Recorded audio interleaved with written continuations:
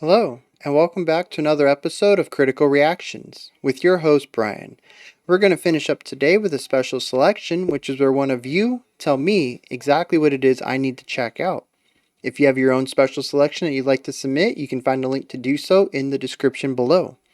Today's special selection comes at us from Cade. Hi, I'm requesting you listen to the Blood Brothers' song Giant Swan. The band has 2 vocalists. I hope you enjoy it. Yeah, I'm stoked. You guys know I love multiple vocalists, and I'm down for this. So, let's dive in and check out Giant Swan.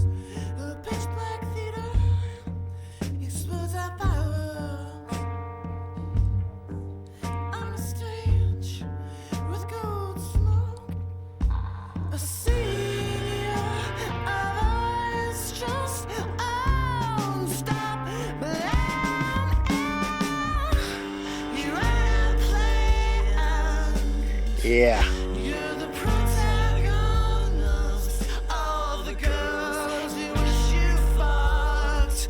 Make a guest appearance, and I just won't believe the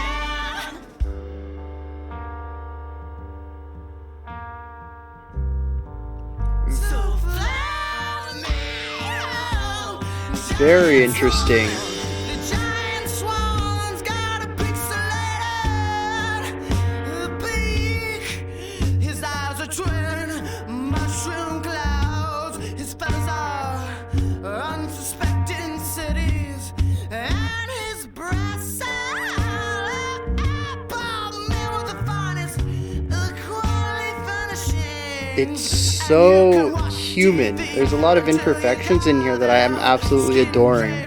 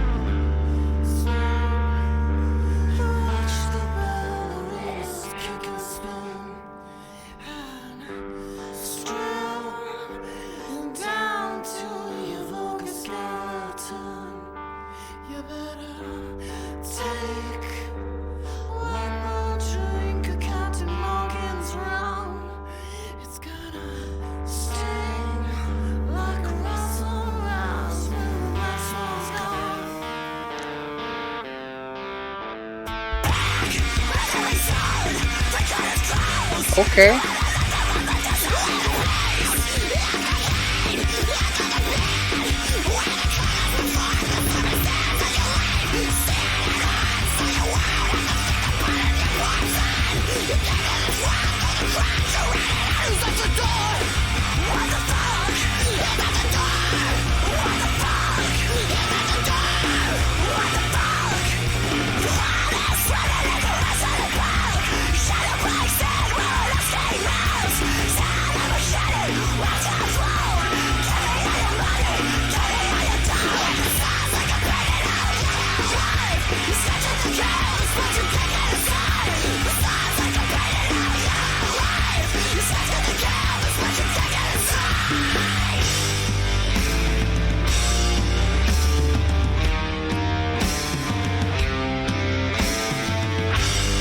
Yeah, I love those tom runs, giving a little bit of levity to this weight.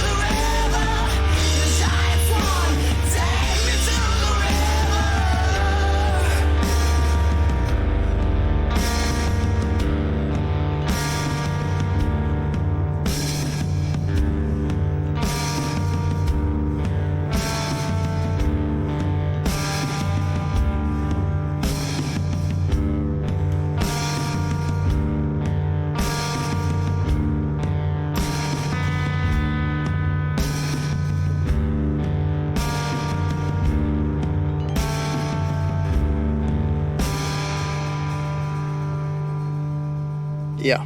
Yep. Yeah, I could do some more of that.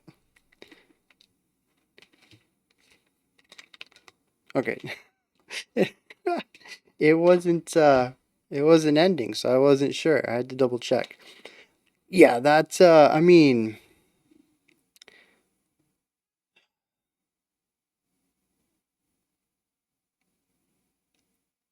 okay.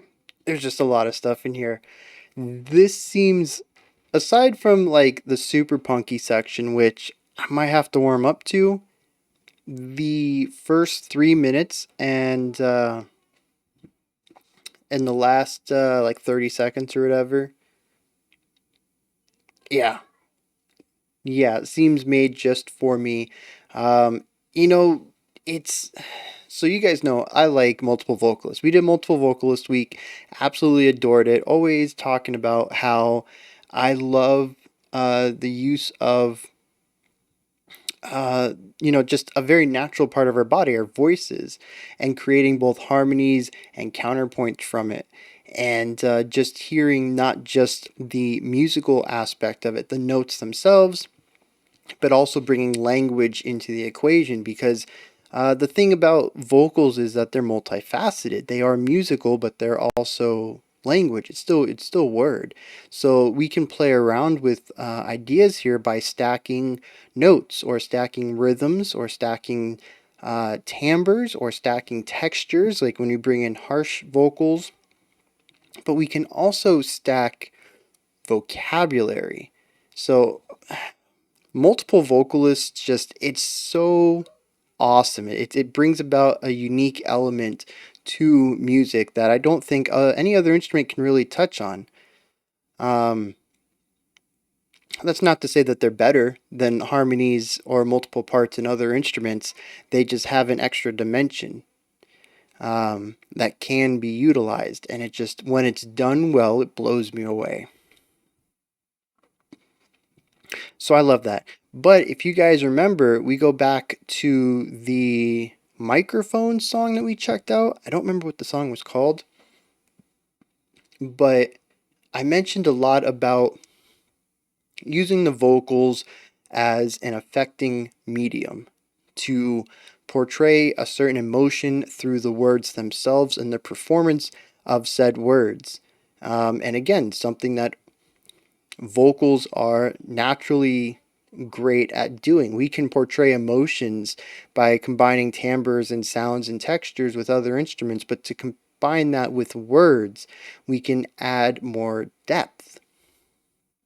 Um, Interestingly, we can add contrasting depth. We can sing something very sad, but say words that are happy, or say words that are sad, and pair it with sounds that are happy. And we can create interesting context through that. So yeah, just bringing language into music is interesting as it is. But with microphones, they really dug into both the sound of what they were singing and the words. They really fixated on specific words, and that song had a huge effect on me. But I also mentioned that it had a lot of imperfections in it, and I absolutely love those ideas. And a lot of that is shown here, but with two vocalists. Like, ugh, it's so good. We have the lead vocalist, who, at least to me, reminds me a lot of Craig Owens circa Bone Palace something or something. Bone Palace Garden? Bone Palace Ballet. Yes, Craig Owens circa Bone Palace Ballet era of Chiodos. And there's just something about the way that he sang on that album that I just really resonate with for some reason. Everybody that I play that album for tell me he sounds annoying. I love it though. And I get a lot of that in here because there's a lot of this emotional element into the words. You can hear each syllable, each attack have specific components to it to emphasize specific feelings, right? You can feel contempt at the beginning of some words, or sorrow the way that some words might end.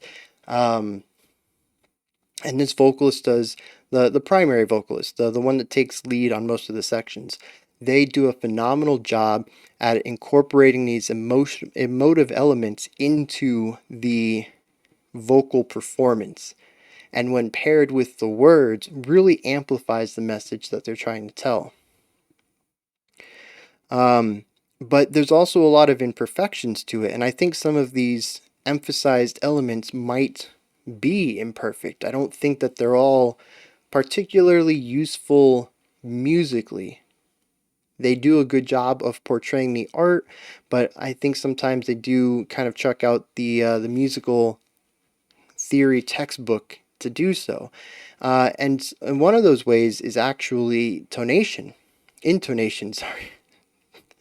How in tune notes are. And the two vocalists, I don't know if one of them kind of errs on the side of being out of tune or if both of them kind of do it.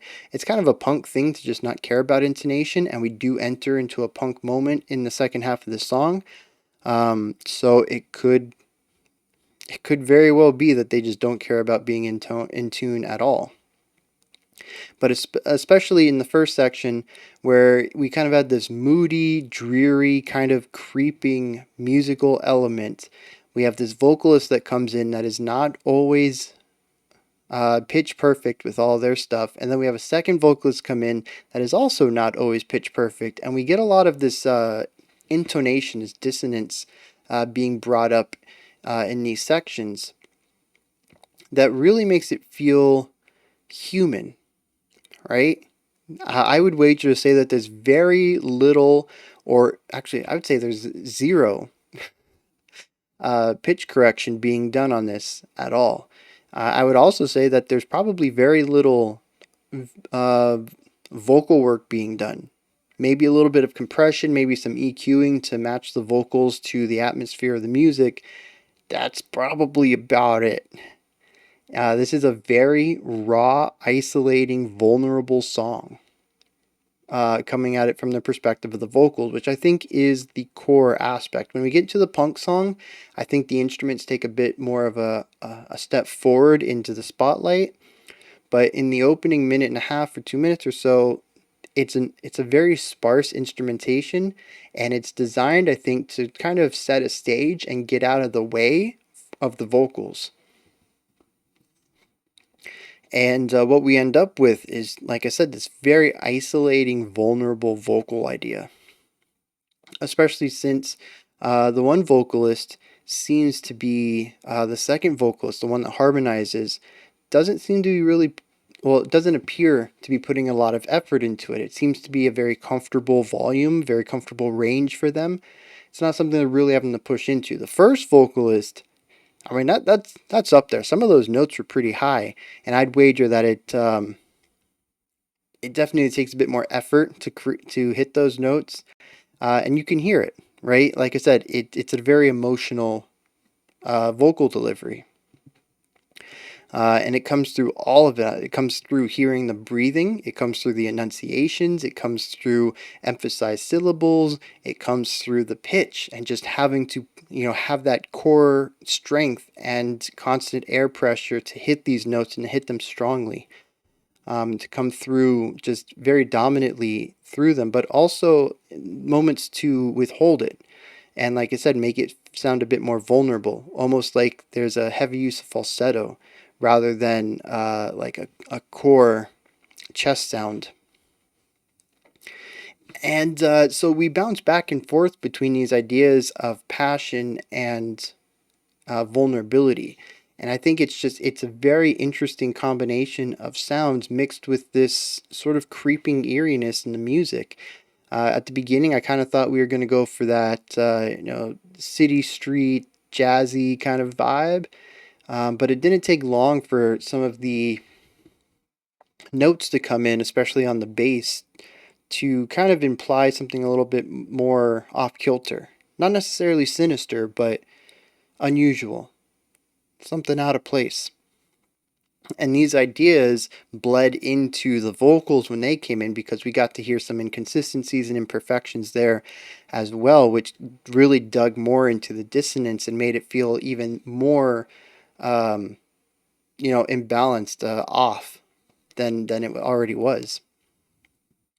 So yeah, this opening section just really spoke to me. There's a strong humanity to it. I love the performance of it. I love the vibe of it, the atmosphere. I mean, all of it is great. I love the way the vocals work together. Like I said, they come together fairly well, but there are elements of dissonance, and I think it blends in with what the music's doing, while also adding this human component, which I've talked about before. I really enjoy hearing those imperfections in music. But then we get to the second half of the track, and I mean, it works. I'm not going to say that it's bad for the song or that it's completely, I mean, it is completely out of left field, but it's just very different, but it retains a lot of the energy. I think we have a nice build up into it, and it works once you know what it's doing, and you can kind of peer into it and listen to it against the original, or not the original, the first half. And talk about it in first half, it's technically two sides of the same coin. We do have verse, chorus idea. It's just the second time we hit the chorus, it is full screaming all the time, right? They kind of take what already felt like a 10 and said, hey, actually that was like a 7. This is our real 10 right here. So that's a pretty interesting way to escalate and provide some variation on a chorus. But we have this softer element, then we move to the heavier one, and this is pure punk. There's like a 4-chord phrase, 2 bars maybe. I don't think it's 4. I don't think it was that long. I think it's a 2-bar phrase, and then just yelling and a lot of aggression. The drums come in hard, the guitars come in hard, the bass is there, the vocals are both doing their thing. We're getting some nice sort of isolated harmonizing where we get one vocal and then a harmony and the one vocal and then the harmony, kind of like a call and response, but the response is done by everybody, both of the vocalists. And then there's a couple of instances in this first chorus of providing this extra aggression, right, bringing in some of these screams, and it's sort of just alluded to. I don't think they're full-on fries. I think it's distorted cleans, and it foreshadowed what we would hear in the second chorus, but I honestly didn't hear them as fry screams. I heard them as distorted cleans, and I did not know that what we were gonna be in store for, right? I thought this was just somebody who learned how to get that aggressive bite to a clean, and we might hear it a couple more times to show some emphasis. I was not expecting some full-on hardcore punk. So, we bring it back down, we do the verse again, and I love this section. I'm glad we got back to it. Then we come back to the chorus, though, and the higher-pitched vocalist is just screaming every word, or maybe the lower pitch. I don't remember, actually. I think there was a point where they switched. Do both vocalists have a harsh vocal? Because I thought there was one point where I heard a harsh vocal, but I also heard the higher pitched vocalist, or maybe the lower pitched vocalist can also sing higher. I don't know.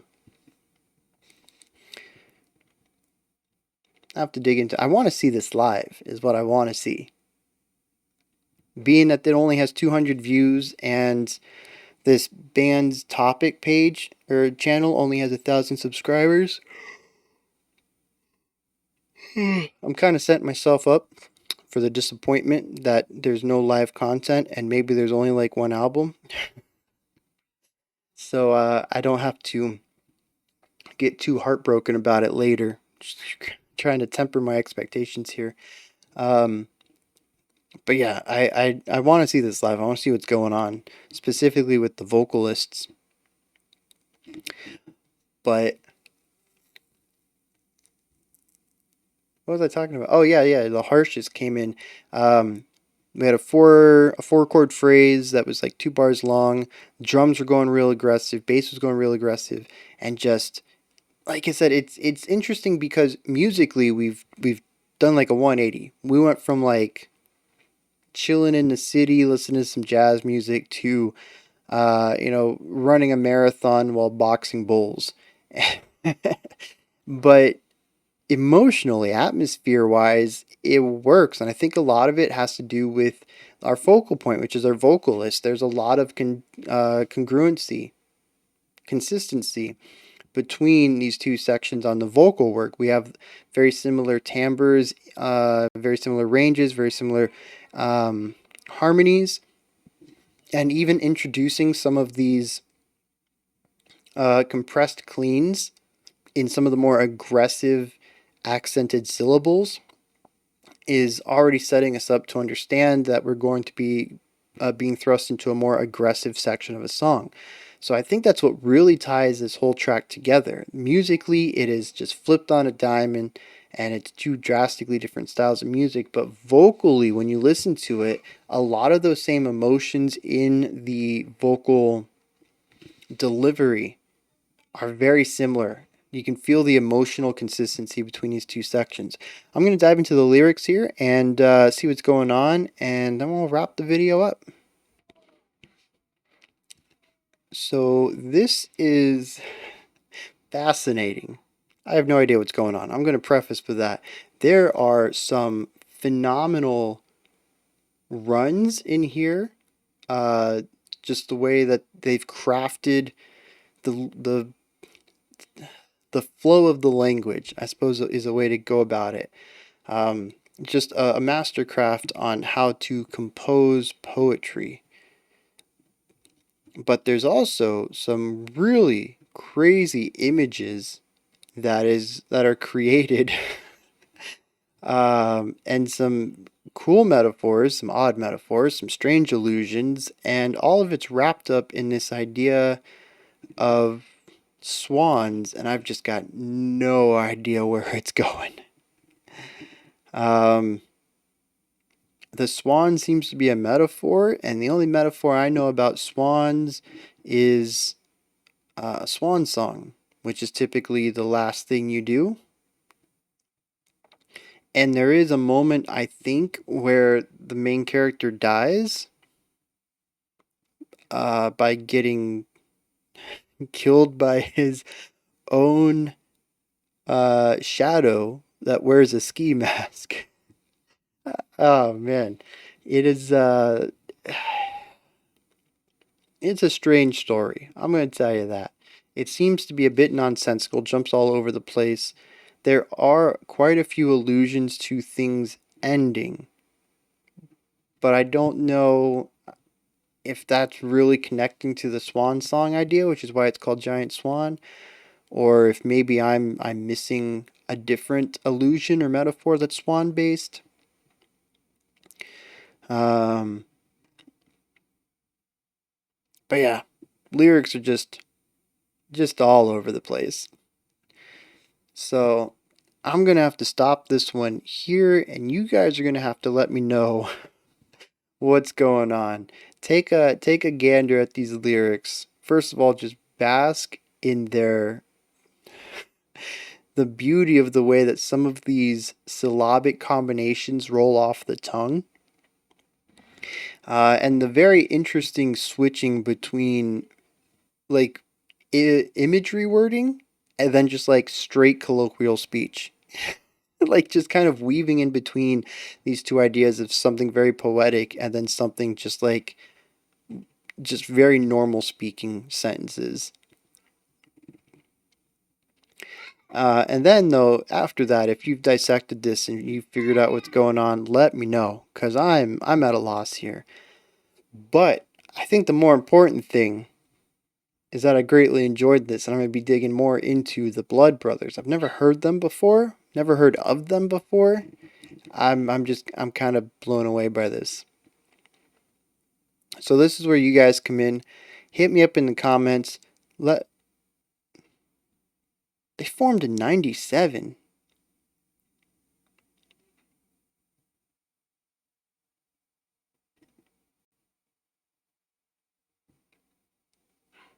Wait, was this their last album?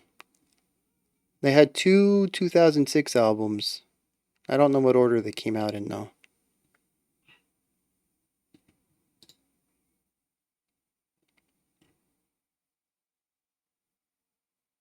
Okay, they have a song called Love rhymes with hideous car wreck.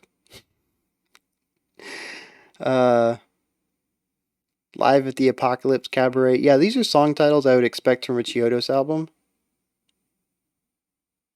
Peacock Skeleton with Crooked Feathers. Yeah, I'm definitely gonna have to dive into this and see how much of this reminds me of that, and also just how much of this is right up my alley. If it's all like Giant Swan, then I'm down for a good time. Also, I'll have a lot of questioning to do with why I was never introduced to them when they were new. I'm gonna call up all my high school friends. Yo, why didn't you tell me about this? I mean, 2002. Oh, that was their second one. The first one was 2000.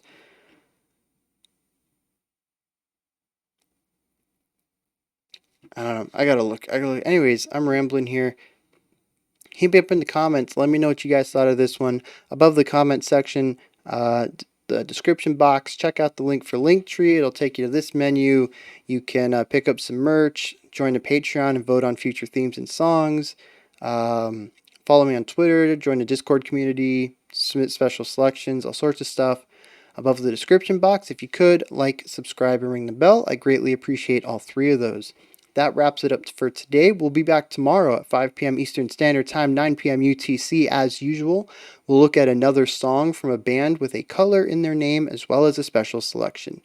Until next time, remember to be critical, not cynical, of the music you listen to, and have a fantastic morning, afternoon, or evening whenever you choose to watch my videos.